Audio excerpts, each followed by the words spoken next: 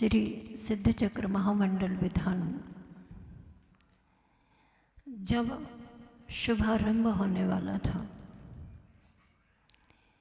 सभी लोग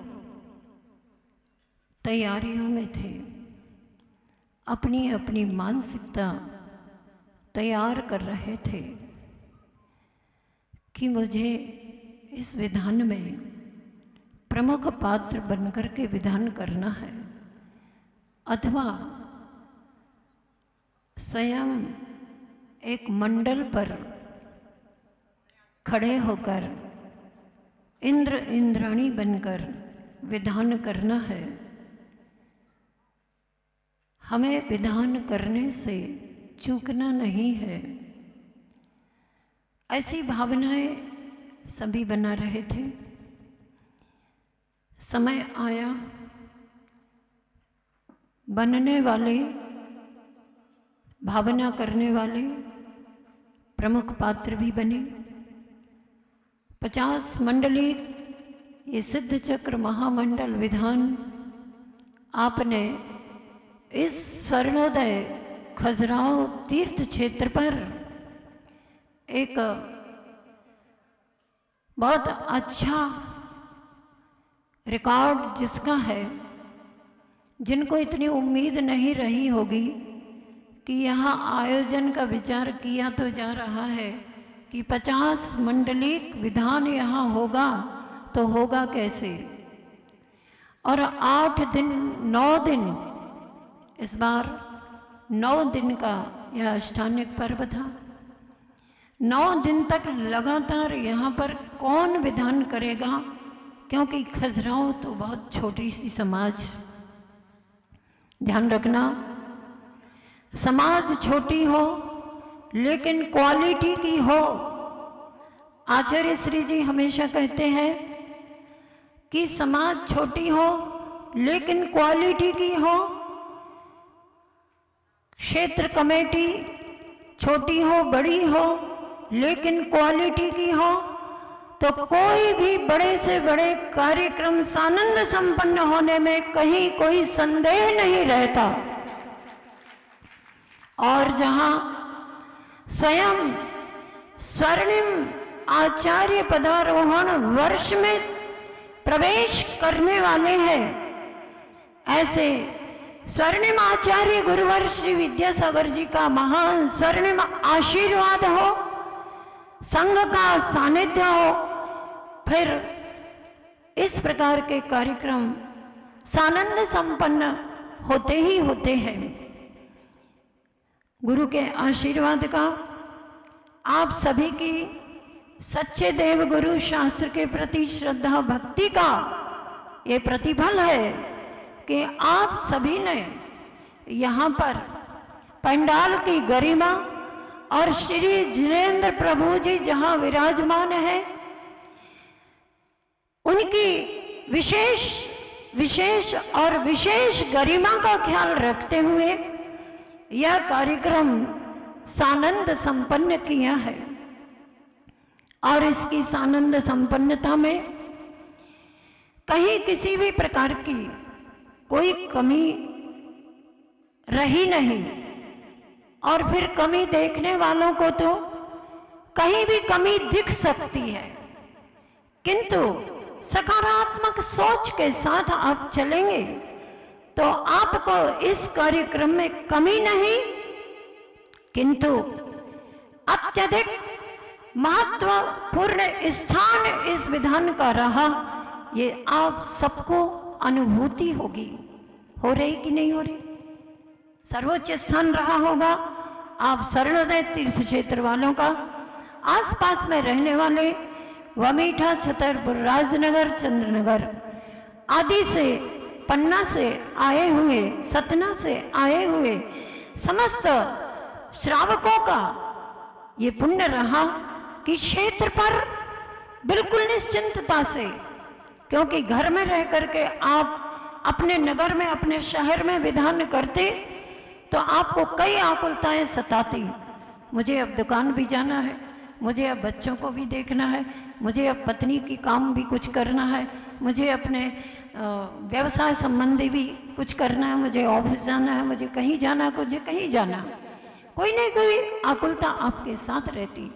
लेकिन आप सभी इस स्वर्णोदय तीर्थ क्षेत्र के निकट ही हैं, और जो बाहर से यहाँ 8 दिन 9 दिन 4 माह तक जो रह रहे हैं, आनंद ले रहे हैं, उन्हें ये भावना बन चुकी है, ये अनुभव हो चुका है कि घर मकान छोड़ करके, घर दुकान छोड़ करके अगर धार्मिक अनुष्ठानों में ऐसे क्षेत्रों पर जाकर के हम सिद्धों की आराधना करेंगे तो ये आनंद हमारा दिन दुना रात चौगुना वृद्धि को प्राप्त होता रहेगा। आप सभी का आनंद दिन दुना रात चौगुना अगर हुआ है तो आप अपनी कर्तन ध्वनि से इसका समर्थन करेंगे कि हाँ, आपको यहाँ दिन दुना रात चौगुना, दिन प्रतिदिन जैसे जैसे अर्घ बढ़ते चले गए वैसे वैसे आपकी भक्ति और अधिक वृद्धिंगत होती चली गई। और आज ये हवन का कार्यक्रम है, समापन के रूप में हवन होता है, लेकिन इसके बाद भी समापन का कार्यक्रम हवन तक ही सीमित नहीं रहता है। सभी को इस बात की जानकारी है और अच्छे से जानकारी है कि जब कभी भी कोई भी बड़े अनुष्ठान, धार्मिक अनुष्ठान, विधान आदि के कार्यक्रम होते हैं और हम श्री जी को शोभा यात्रा के साथ मंडल जी पर विराजमान करते हैं, समूह शरण में उच्चासन दे करके विराजमान करते हैं, तो उनको उसी गरिमा के साथ वापस विराजमान करना चाहिए। बल्कि दिन दुनी रात चौगुनी आपकी भक्ति में वृद्धि हुई है, जिनके माध्यम से, जिनके दर्शन करके, जिनका अभिषेक करके, जिनकी पूजन अर्चना करके आपको अतिशय पुण्य का लाभ हुआ है। ये सुखद पुण्य का वेतन लेकर के आप जा रहे हो। आपने लाखों की राशि यहाँ लगाई है, लेकिन जिसकी कोई कीमत नहीं, ऐसे अमूल्य सुखद वेतन पुण्य की राशि आप सबकी झोली में जाएगी यहाँ से वापस। ऐसा मत समझना कि मेरी राशि खर्च हो गई। कभी घर के कार्यों में खर्च करते हो तब नहीं लगता क्या मेरी एक्स्ट्रा राशि खर्च हो गई? कभी नहीं सोचना। जिंदगी में वहाँ तो खर्च करते ही करते हो। और दान की, धन की तो 3 गति होती है ना। दान की महिमा आप समझते ही हो, मुझे क्या कहना बार बार। दान,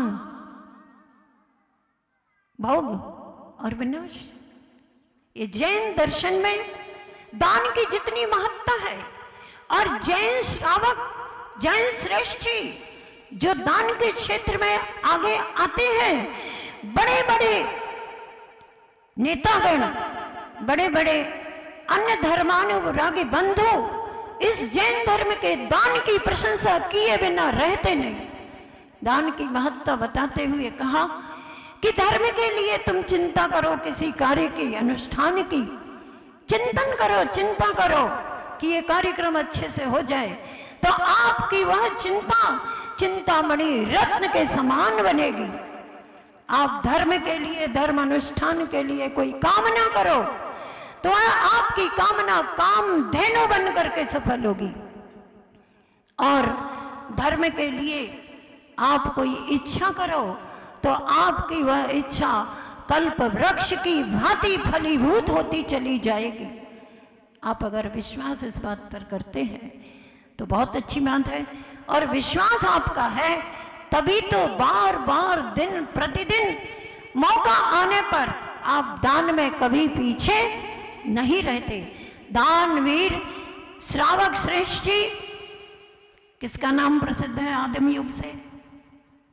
आदिम युग से किसका नाम जानते हो आप लोग? राजा श्रेयांश। और ये भामाशाह आदि तो ये अभी हुए, इन सब की ख्याति आप समझते हैं, सुनते हैं।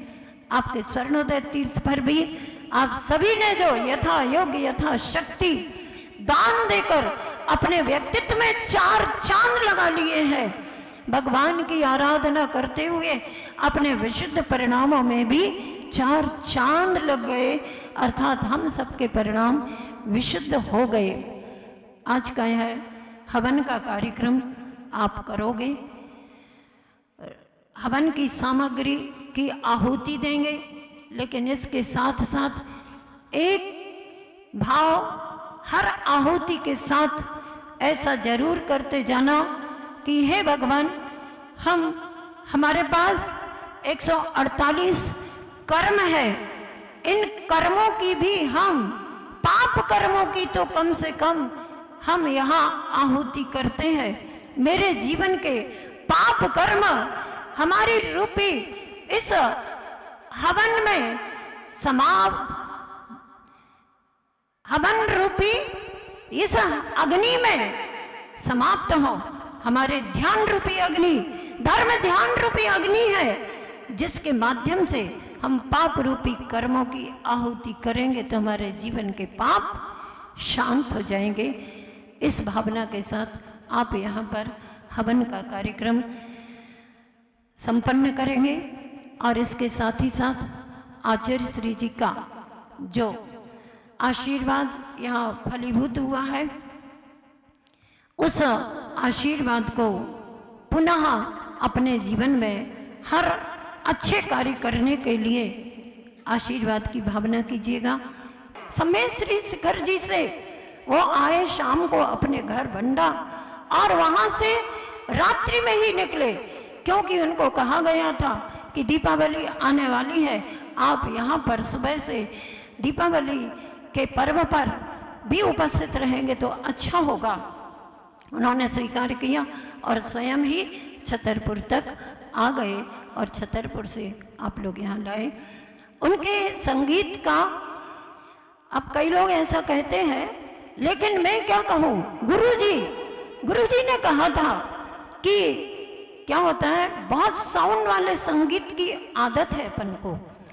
आचार्य श्री जी रामटेक चातुर्मास में पूरे चातुर्मास तक इन्होंने आचार्य श्री जी प्रतिदिन की पूजन अर्चना करवाई।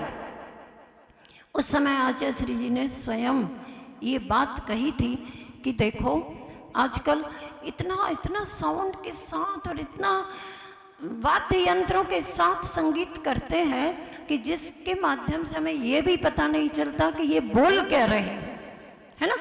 लेकिन इनका संगीत स्वयं ये अलग ही क्वालिटी का है। अब ये बात अलग है कि इनकी क्वालिटी अपने हिसाब की है, अपने इंस्ट्रूमेंट के हिसाब की है। इसमें ये अभी और आगे विशेषज्ञ बनेंगे, गुरु जी का इनको आशीर्वाद प्राप्त है। और शांति के साथ भी, शांत रस के साथ भी, हर प्रकार के रस चाहिए पड़ते। मैं ये नहीं कहती कि हमेशा शांत रस ही रखो, कभी कभी वीर रस भी चाहिए होता है, कभी कभी श्रृंगार रस की भी जरूरत पड़ जाती है, कभी कभी अध्यात्म रस की जरूरत पड़ती है, तो कभी कभी शांत रस की जरूरत पड़ती है। इस तरह से इन्होंने अपना अमूल्य समय दे करके आप सबको अनुग्रहित किया है। और इस विधान में पंडित जी जो क्या है, श्रेष्ठ दाता भी हैं, विद्वान भी हैं। प्रतिदिन आप रात्रि में उनका एक घंटे तक प्रवचन सुनते रहे, पूजन अनुष्ठान में भी वे शामिल रहे। और जैसे ही चर्या दान का, आहार दान का समय होता, वे अपना मंच छोड़ करके आहार दान में भी पूरा अपने समय का सदुपयोग कर रहे हैं। सभी के लिए एक प्रकार से आशीर्वाद, साधुवाद और गुरु जी का परम आशीर्वाद। और आप सबके लिए इसलिए आशीर्वाद कि अगर आप सब यहाँ ना बैठे होते तो क्या मैं अकेले मंच पर आकर के कोई कार्यक्रम कर लेती, है ना। आप प्रमुख पात्र ना बने होते तो ये सब मतलब यहाँ पर पंडाल बनाने वालों से, लाइट बिजली का कार्य करने वालों से, यहाँ पर आपको प्रतिदिन जो कितने परिक्रमा जैसी लग जाती है, इनको द्रव्य देने वालों से, सबकी। और ये सामने बैठा भाई जो आप कल आपने प्रसंग उठाया था कि इस अनुष्ठान का जन जन के पास तक कैसे प्रचार प्रसार हो। तो ये जिनवाणी चैनल वाला भी बैठा, और भी चैनल वाले आते। कल एक बात आई थी कि कैसे हम जन जन तक बात पहुंचाएं, इसके लिए ये सब तो यांत्रिक साधन है, लेकिन ध्यान रखो सबसे बड़े जिनवाणी के प्रचार प्रसार करने का अगर सौभाग्य प्राप्त करना है तो अपने जीवन में भगवान महावीर स्वामी ने क्या कहा उसका पालन करें। जैन समाज की एक ऐसी महत्ता और ऐसा परिचय आप लोगों को देना चाहिए जिससे लोग समझें कि हाँ जैन कौन होते हैं, पूछना ना पड़े जैन कौन होते हैं। हमें स्वाध्याय भी करना चाहिए, हमें देव पूजा में भी आगे रहना चाहिए, दान में भी आगे रहना चाहिए। सब करो, सबके लिए समय अपने आप प्राप्त हो जाता है। करने की रुचि, करने की लगन और करने की भावना जागृत होती है तो सब कार्य समय पर संपन्न हो ही जाते हैं। मैं तो अंत में मंगलमयी यही भावना करती हूँ कि मैंने भी सोचा था कि ये कार्यक्रम एक बार तो सोचने में आता ही है ना, कैसे होगा, लेकिन ये विश्वास भी था कि सब होगा।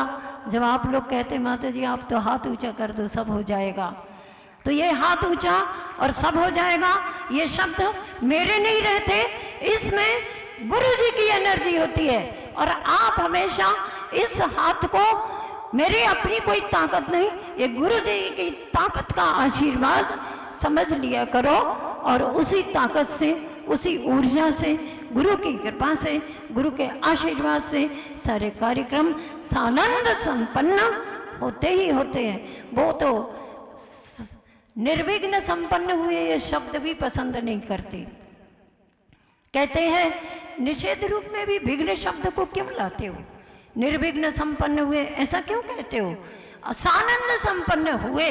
और आपको भी आनंद आया ही आया होगा। आप सभी लोग समय पर, अब क्या कहूँ समय पर, अब तो जो समय के बिना तो कोई काम होता ही नहीं है, समय पर ही काम होता है, चाहे वो समय 10 बजे का हो, चाहे वो समय 11 बजे का हो, बिना समय के कोई काम होता नहीं है। अब आपके पास जो समय है उस समय पर आप ये कार्यक्रम सानंद संपन्न करेंगे। इस सानंद संपन्नता पर आचार्य श्री जी का जोर से सभी लोग जयकार करेंगे और उनके लिए 2 पंक्तियां। संयम सौरभ साधना, संयम सौरभ साधना जिनको करे प्रणाम, त्याग तपस्या तीर्थ का श्री विद्यासागर नाम, त्याग तपस्या तीर्थ का। जय बोलो श्री विद्यासागर महाराज की।